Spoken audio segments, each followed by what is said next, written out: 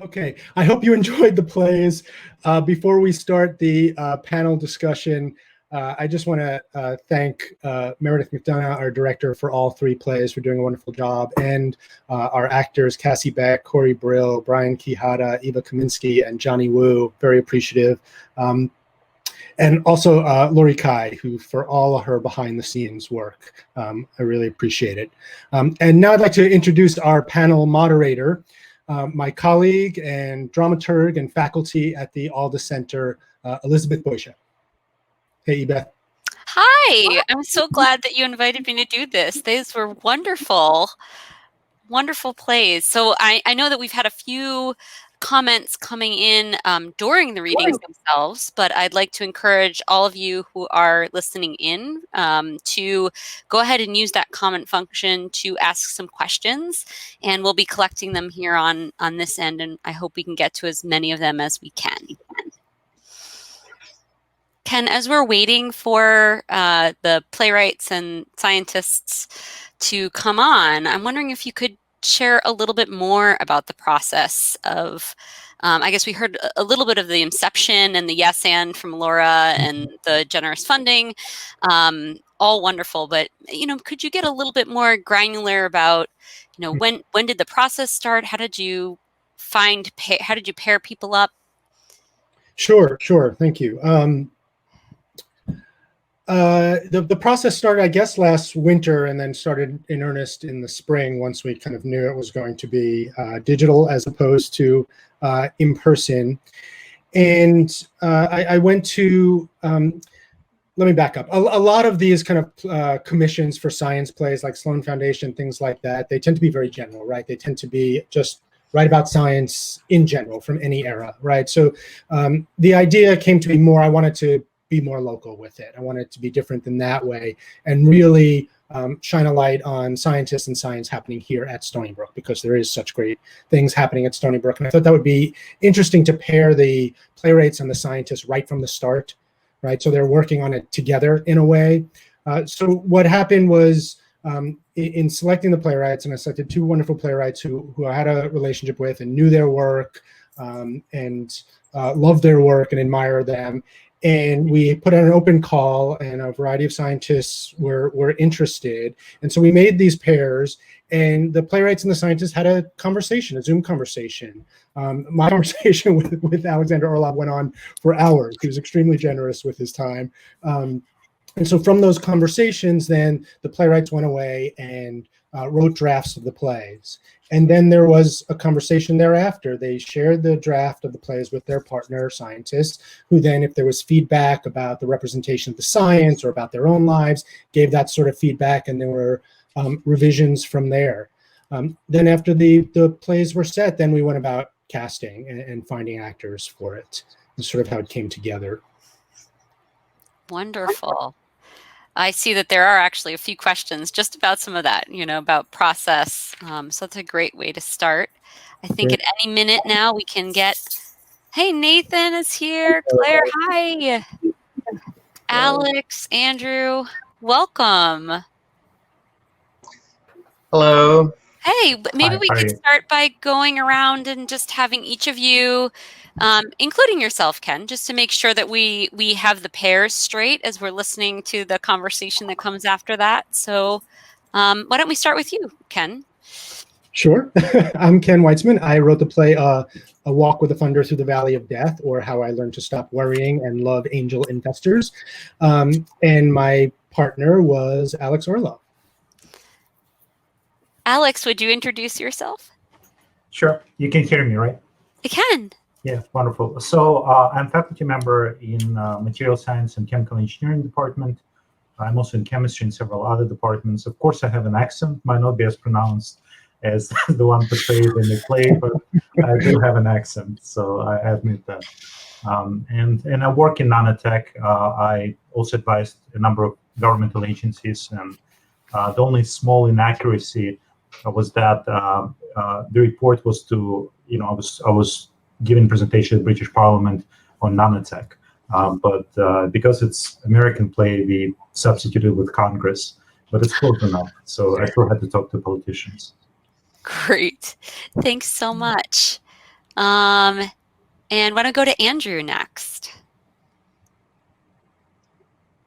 Hi, I'm Andrew Schwartz, and yeah, I'm a computer scientist, but I really work in this interdisciplinary space with psychologists and health researchers, and was associated with the first play, studying people's language and how it relates to who they are, and which I thought was I thought that the actors did a great job, and my research tends to focus lately a lot more on. We apply these sorts of technologies to get better assessments of mental health, things like depression, and to help do more personalized care in that way. We decided to go with the play with Deb Loffer. I think she's going to join soon. She suggested to maybe take a more lighthearted version of it because of the length of it. We didn't want to get too deep into the mental health issues, but I thought it did bring up a lot of great scientific, a lot of points related to this area of research and a lot of the challenges we go through. Great. And I think Deb is here. She's in the waiting room. I'm going to see can we get 7 people on this thing? We should be able to. Yeah. All right. Well, I'm sure she'll join us in a second. I'll have her introduce herself, but I'll go to the last pair. Nathan, would you start it off? Hi, I'm Nathan Davis. I wrote the play Admonitions, and my partner was Claire Whitney. And Claire. Hi, my name is Claire Whitney. I use she, her pronouns, and I'm a new faculty member in the School of Nursing. I am so impressed, Nathan and Cassie, by how amazing that was. And it really did represent in such an interesting way the flip side of the coin of my science, which is about bioethical and moral considerations that clinicians bring to particularly reproductive and maternal child health care. All right. So I'm just going to send a message to Deb. Deb, I think you need to jump onto some other link so that you can join us. I think she's out there somewhere. She can hear us, but we can't get her logged in. Yeah, she commented. I think it was on the public stream. Yeah. Yeah, I resent her the link, so hopefully she will join us. Great.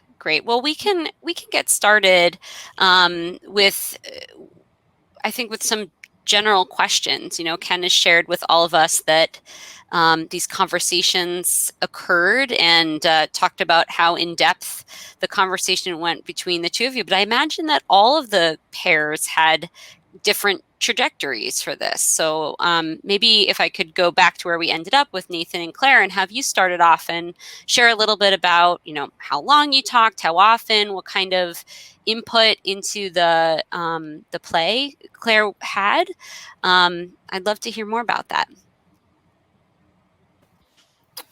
Sure. Well, we had a conversation that for about an hour or so before I started writing the play, and the conversation was excellent. And Claire kind of broke down, her research, which I'm not going to try to do now because she's here. But I found it really exciting, just what she's doing. And so I thought about it for a while, and I didn't write the play until a couple of weeks later after things kind of gestated. I shared with her a first draft. She gave some feedback, which was really helpful to kind of, sharpen the details because I don't really have experience as a medical practitioner of any kind. So she was able to really help on that front. And then I wrote on the draft, and then we rehearsed. And Cassie did an amazing job, and Meredith did a wonderful job directing, and then we saw the result just a little while ago. Yeah, that's right. Claire, have you ever worked on a play before? Is this are you a theater person? What was it like from your perspective? Yeah, this is my first time being on this side of a theater production. I enjoyed theater in high school and undergrad and college, but haven't been involved in any side of theater in a while. But it was an incredible experience working with Nathan. That's great. We have Deb here, so I think I'll jump right back to you and give you a chance to introduce yourself. Hi, I'm Deb Loffer. I wrote the first play, Words, Words, Words. I worked with Andrew Schwartz. Okay, I'm glad that you made it in. Yeah, and so the question is just to have maybe you and Andrew talk a little bit about how the process went from either of your perspectives. So, you want to jump right in? Sure. Yeah.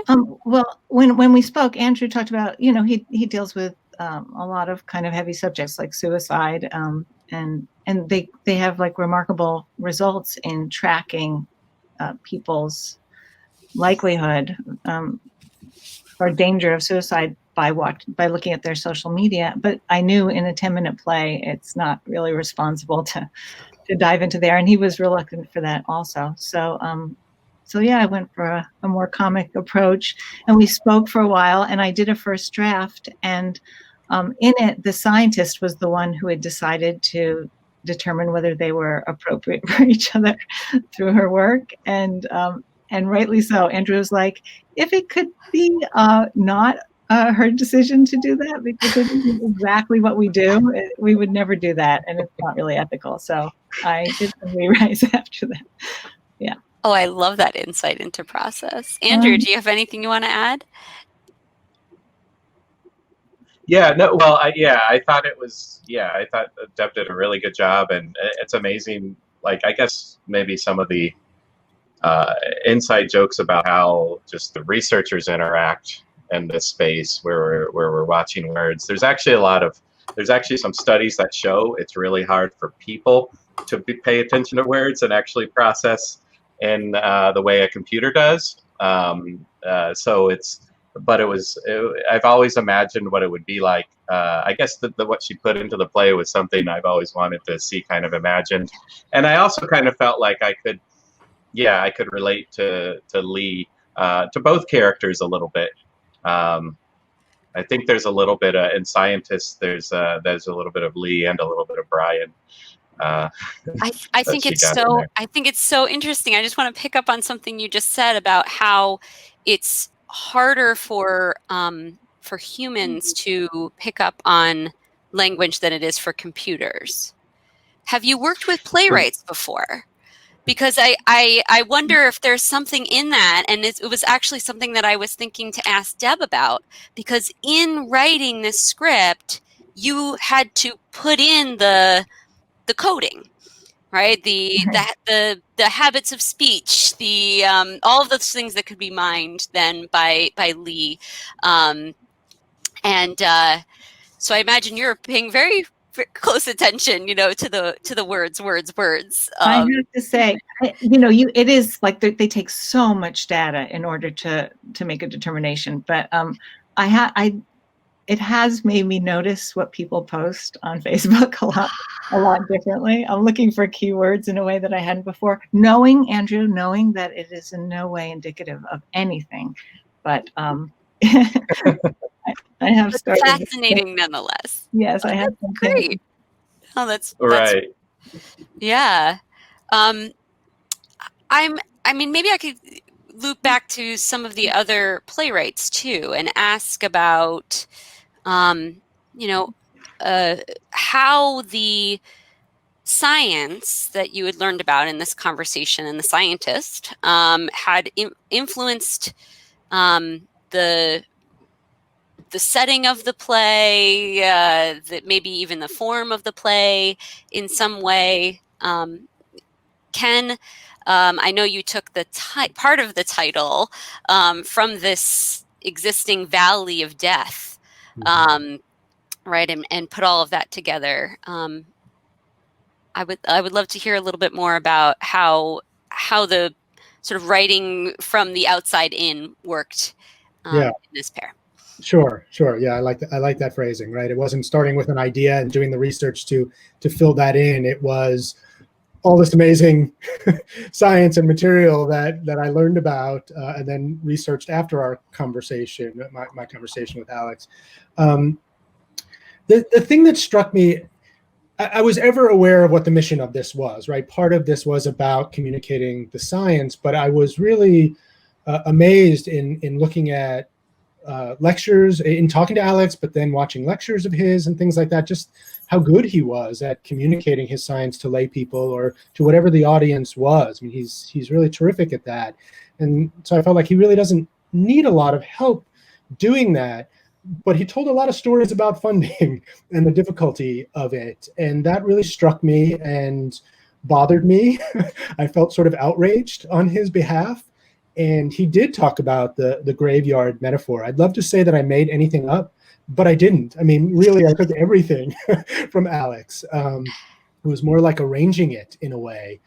So he did talk about this valley of death. He did talk about a trip to a graveyard that he did take with a colleague one time. And so there was all this material, but I think the thing that compelled me really was this idea of funding and being in the arts and funding always being an issue and always having to explain what you do and justify why it deserves funding. To hear that from Alex when he's doing this, world-changing work, that he's still struggling for funding, maybe naively, that, just struck me. And again, maybe naively so, but still, that was my emotional response to it. And so that's the direction I went with it, because I felt like that was what was, in this case, important to convey. And it's a dark comedy. Sure. I mean, actually, all of the plays were. I found myself chuckling. You can see the comment thread from the folks who are listening as well. There was a lot of laughter going on, even though we couldn't hear that as we could if we were enjoying, the before times type theater. Yeah. Well, there's the old saying, right? And I think they attribute it to Shaw, but lots of people. If you're going to tell people the truth, you better make them laugh or they'll kill you. So certainly entertainment value was at issue. Yeah. Oh, Alex, I might loop back around and ask you about some of these other details that occurred in the play in a little bit, but I want to make sure that I go to Nathan as well and toss that same prompt over to you. In thinking about the science, did that influence the form that the play, like at what point did it become a monologue? When did the character get born?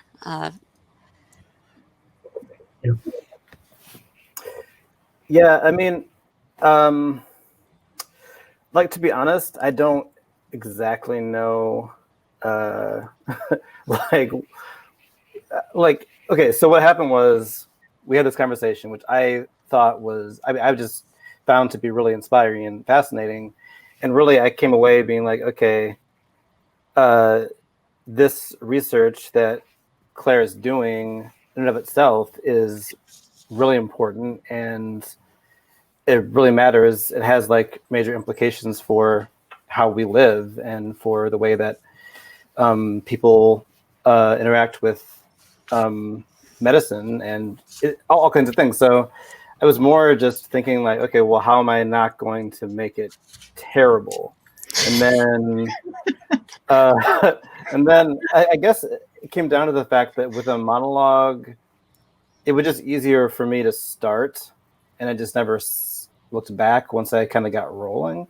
I think part of it was there was flexibility in once you have someone talking kind of to an audience.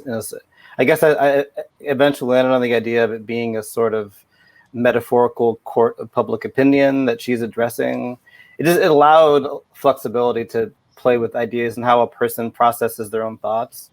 But I can't say that I had specific exact intentions for how the form interacted. It's more just, Claire should talk about her research, because I feel like that's really what, where the meat of it is. Yeah. And just to comment on that, I think when we saw that one actor there it's very interesting doing the performance on Zoom, because then she was talking to a court of public opinion. It was all of us, straight on. And I found that very, very engaging in this form. But I think Nathan was tossing it over to you, Claire. Do you want to talk a little bit about how this RN character intersects with your research. I think before you had said something about the flip side of the coin, and I would love for you to share a little bit more about that with our audience. Sure, I'd be happy to. I'd say my impression of how Nathan represented my research is similar to his opening lines, which is it's layers. There are her embodying the character of a clinician itself. She at the same time embodied the character of a patient or a person receiving care. And which is so interesting on, like he mentioned, a metaphorical level, because of the relational dynamics that exist between clinicians and people seeking care, especially when it comes to moral judgments. So it was absolutely incredible to watch come to life and be embodied. But my research is about the way that clinicians bring their moral judgment to care. Particularly about when people use substances during pregnancy and lactation. And the big finding at the end of this study was that it actually had nothing to do with the clinician's perception of risk to fetus or infant or person, or the legal or illicit nature of the substances that one might assume is the cause for when a clinician might judge their patient's substance use, but actually because of something so key to the relationship between them, namely truth telling. So all these mentions of lies and what it feels like to be lied to. And the reason for that has to do with this reflex that clinicians experience. They interpret this mistrust in themselves that they're not doing a good enough job of caring for the people that they're trying to care for. So I mean, if you watch it again, knowing that, your mind will be blown. It's so incredible, the layers that he built into the play. That's wonderful. I think that piece was probably the least sort of on the nose mention of your research. So I think that was really helpful and is really, I'm sure most of the people listening are also, as I am, like, oh yeah, I can see how that fits in and all of those things. We're getting I think a question from the feed. Can you see it on the bottom of the screen there? I thought it was interesting that the nurse admitted to trying harder with Black patients in order to not seem racist. Did white people's recent reckoning with race inform this play at all? It's a great question. Yes, I mean, I guess the answer is yes. I think that race is always kind of ever present, in the world, certainly in America. Certainly can't deny the fact that we're having this sort of reckoning in our national discourse right now. But I think that this type of what I find really fascinating about the research that Claire shared is that it's actually the minute details of human interaction that really carry so much weight. So whether or not we're facing a moment where we're talking about race with a capital R all the time, is actually just these questions of like, can I trust this person, and how race and our ideas of race interfere with that. And so I think that in a way, the national reckoning that we're having like highlights these things and in a good way makes us aware. But the solution to the problem, I think has a lot to do with the way that people treat each other. And I think that a lot of what I took away from my conversation with Claire was that there's potential for a person to interrupt their reflexive response if they're aware that might be happening. And it's not only about race, but it also is. So that's why it's in the play. Yeah. Great. Thanks for addressing that. I'm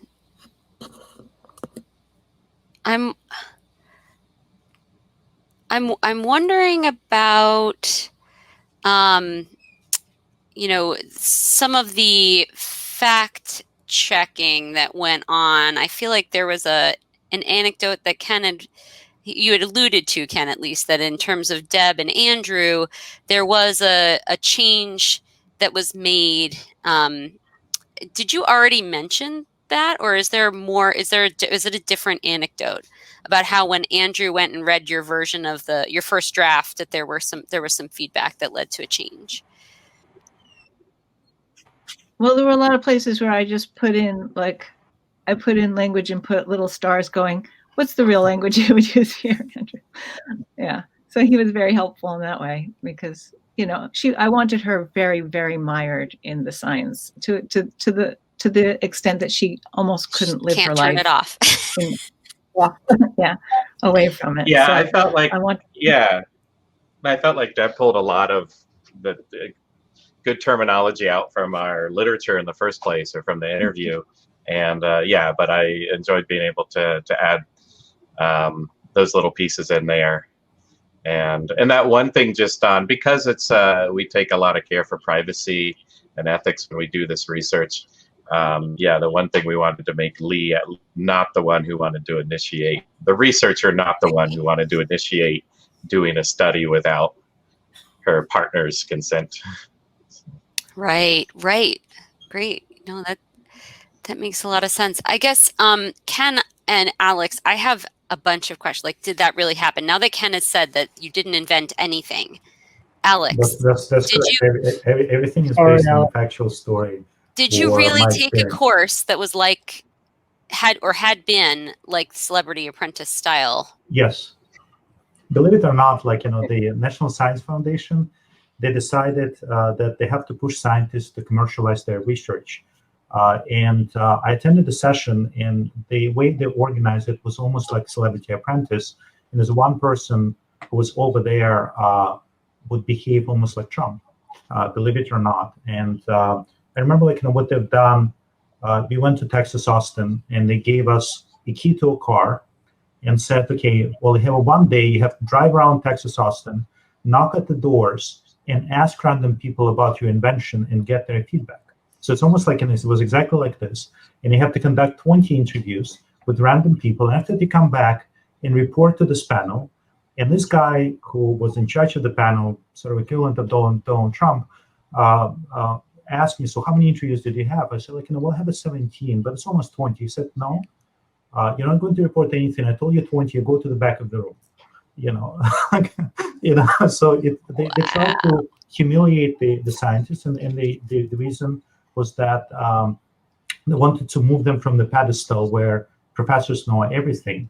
And the fact that one of the program managers from National Science Foundation asked me this question, so Alex, do you think I'm a hole? It's like in front of 5-10 people. So please be honest.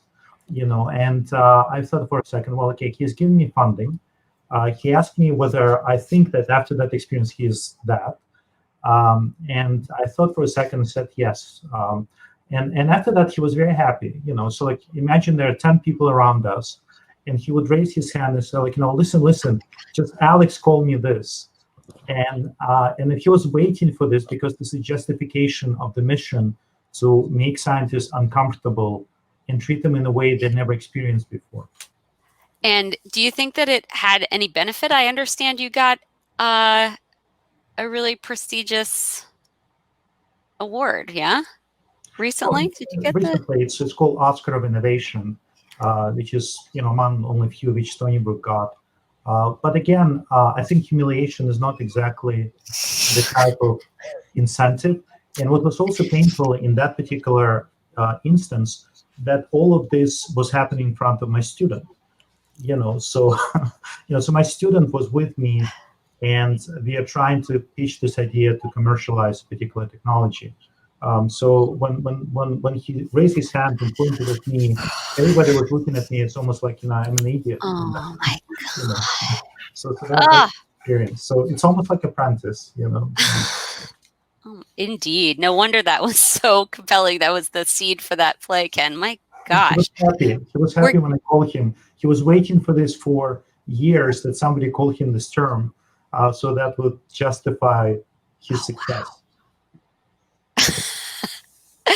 We're getting some great questions from the comment feed. So I think we're going to have Lori pop a few of those in whenever you're ready. Oh, this one's from Claire. What was the writing process like for these plays, adapting them online?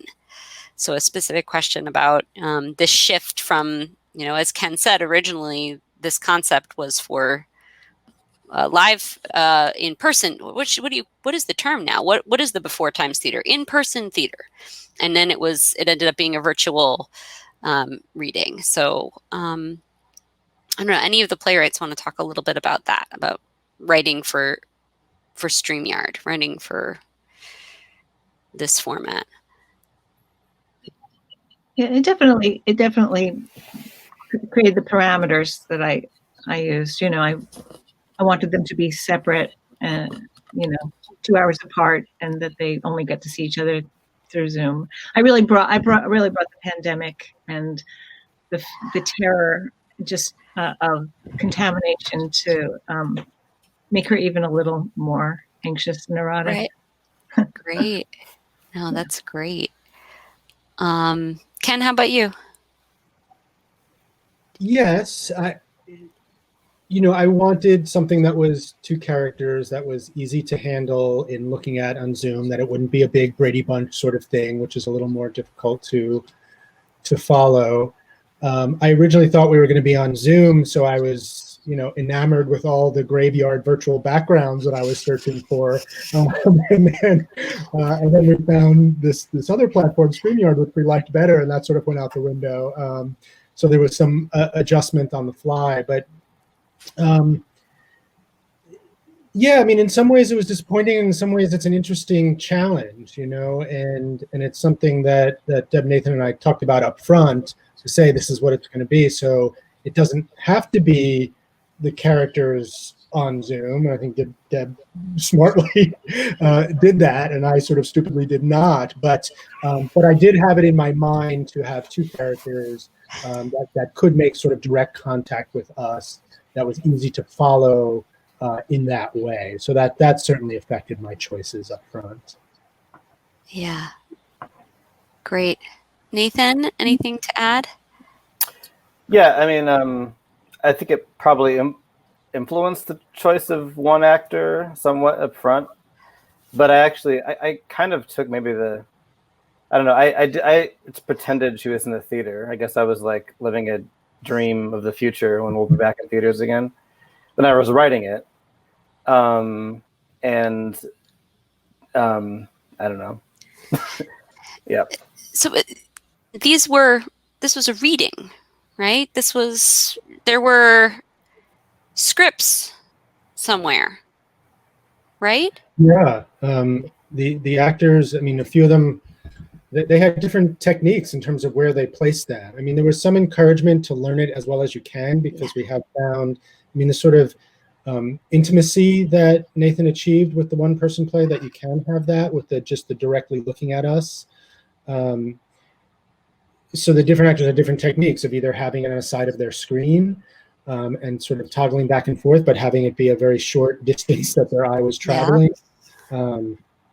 And in that case, Cassie said she wasn't even looking at herself. She was strictly, had the text up. But I think she learned quite a bit of it, so she was able to get off it. And they're just tremendously skilled at doing it. It makes it not a reading. I mean, they're tremendous actors in that way. Well, I also think that the platform helped it seem not like a reading, because the audience didn't see the papers. I mean, I knew that they were there, but I was able to really forget. I mean, even to the point where I wasn't quite sure, because some of the it was just such a great delivery. So instead of this paper indicating, here we are in a room, you had props. We had Johnny Moo had his laundry and got to get up and go to the door, and he walked off frame, and all that smoking, you can't do that in theaters anymore, right? So we were able to do all these things. I think there's going to be a question for the scientists coming up next that's come in from our viewers. So Lori, pop that in whenever you'd like. Yeah. Did you find the humanities' manner of presenting these topics changing the way you view them or talk about them? Anyone can answer that once you've if you taken that in.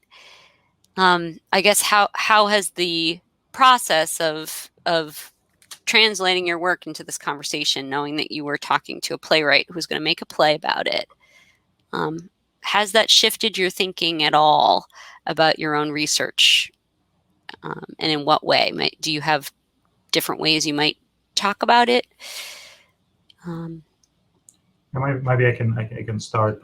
Sure. So in fact, it was very delightful to work with Ken and actors, deliver it precisely as needed. I didn't want to cherry pick, like, some small things, like, about the accuracy about scientists, but this is something what I learned because I had a training on how to work with media, and therefore this is something which I found that this is a great way to address, and also teach courses which is designed for economists or social scientists. So this is the summer course which I have, and in fact, this idea about how to deliver science to members of Congress. As a grad student, I was in the Democratic Whip's office in the United States Congress and Congressional Science Committee. So the NASA story, which Ken highlighted, was a true story about NASA trying to get funding for asteroid defense program.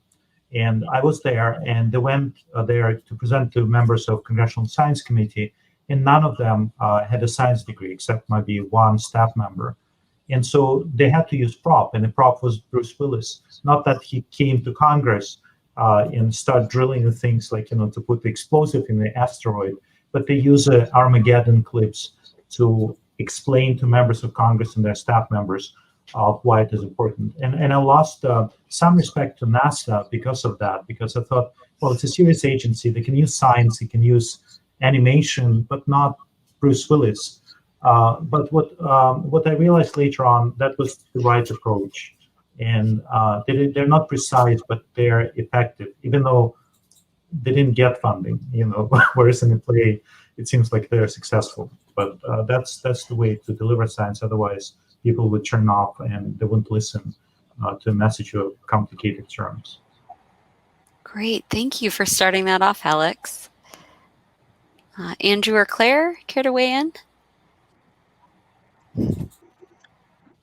I could say a little bit what I think many scientists at some point, we interact with the media, and I suppose I, for some reason, expect it to go a little bit more like that with press or journalists, where you have to kind of walk this line of both. You want to keep them excited about the work and explain why it matters and make sure they get that across so your work can have more impact, and then balancing that with trying to make sure they don't get it wrong, which inevitably usually happens to some degree.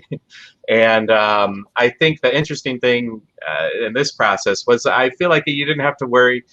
There was some things to worry about with getting it right, but I think there was less of that because, we're getting to tell a fictional story. Deb got to tell a fictional story and just kind of explore this, how does, in our case, how might this knowledge affect people's lives, or, and so that was an interesting take, and particularly that, and I think you brought this up earlier, just in the, acting industry, in the theater industry, you are already thinking of language and personas and whatnot, and interacting with that side of humanities that has spent a long time thinking about how those go together. It was just fun. I found it much more enjoyable, the process, than other types of outreach that I've done in the past. Great. Oh, I'm glad to hear you had a pleasant process too. Claire, I'll toss it to you if you have anything to add. How did you find yourself talking about your work, knowing that you were talking to someone who is an artist who is going to make something of that, be inspired by that, and how has that maybe shifted the way you think about communicating about it now? Sure. I'll admit at first, in the beginning, the first 5 minutes maybe of our Zoom meeting when Nathan and I first met, I was speaking kind of as casually and layperson directed as possible about my work, but it quickly became evident that Nathan was interested in deeper details, and I actually ended up walking him through my whole slide deck of presenting the science. And he used that going forward too. So I underestimated really what an artist or person outside of science really could understand. And I mean, that was really confirmed in just how true to the science Nathan stayed in, transforming it to a very symbolic and metaphoric level. But really, I saw so many concepts of my work in admonitions. It was incredible. I similarly had the experience of feeling a tension about relinquishing control of the narrative a bit. But that was a very interesting experience, and I couldn't have had a better time. Thank you. I'm going to just do one last scoop here to the comments to see if Lori wants to put forth any others. No? All right. Then we're going to execute our planned last comment here, which would maybe a variation a little bit on the theme of that question that we just got answered. I'd love to hear from each of you, maybe starting with Claire and Nathan, and then hearing from Andrew and Deb, and ending with Alex, and leaving Ken in the last to comment. What's something that you learned in this process? It could be about science, it could be about theater, it could be about life, it could be small or big, just one thing that you learned from the process. So, Claire, looks like you unmuted. All right. Yes, I'm happy to start. I really learned how analytically rich this performance or translation of science to performance was. I found myself reflecting on aspects of my research in a new way because of the way that it was represented and embodied. So I think it's a useful tool for analysis as well as knowledge dissemination. Great. Nathan. One of the things I think I actually told Claire this while we had our meeting. It just, I guess, in a way, there's a blind spot for me that was sort of enlightening to recognize, which was whenever I've interacted with a doctor or a nurse, my question in my head has always been like, can I trust the doctor, right? And never asked myself, do they trust me? Like, it never occurred to me to ask that question. And I feel like I got some interesting tips about how to like make a doctor trust you. Like, just telling them the truth about like, if you're not taking your medicine, or if you know what I mean? Like, there was an anecdote that she shared as part of her research about like how, when a doctor was told by the patient that they weren't taking their supplements, that doctor felt a lot better about their relationship, you know what I mean? And so I think those, the potential for just like starting off on the right foot with the relationship and medicine can be like a good thing. And it's not something I set out to learn per se, but it's just one of those things that stuck with me from our conversation. Great, thank you. Andrew? Sure. I think I learned maybe a new approach to zooming out about the big picture of my research and the points that may be most salient to come across when trying to disseminate ideas of my research to a larger audience. And I think the process kind of forced me to, rather than the details of the algorithm that we're working on or this exact analysis, to think of the big picture from a new perspective. Great. Deb? Yeah, I found that the research itself was really fascinating. I love the fact that the words we use are actually very telling. The actual words that we use, not just what we're trying to communicate, and that they can predict things like flu epidemics before the CDC can predict them, just by a population, the words a population is using, or they can predict emotional stability, or they can predict age and gender. All of that. I just really Essentially, I find they that do fascinating. that. Essentially. So Great callback. Right.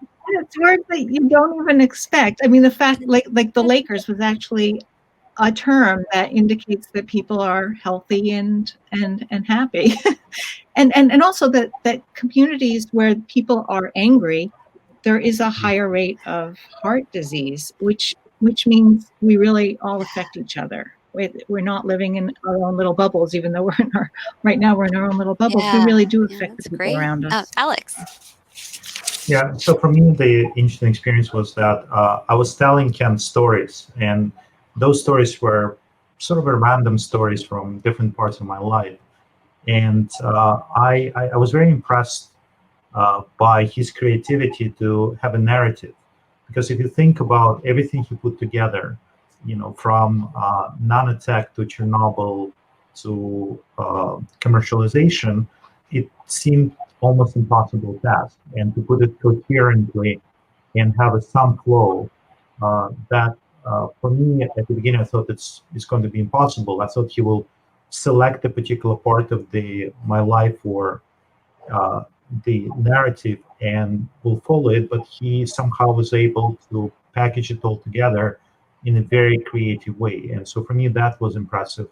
I did not expect it. And, I'm still impressed by his work and how actors interacted and delivered the content.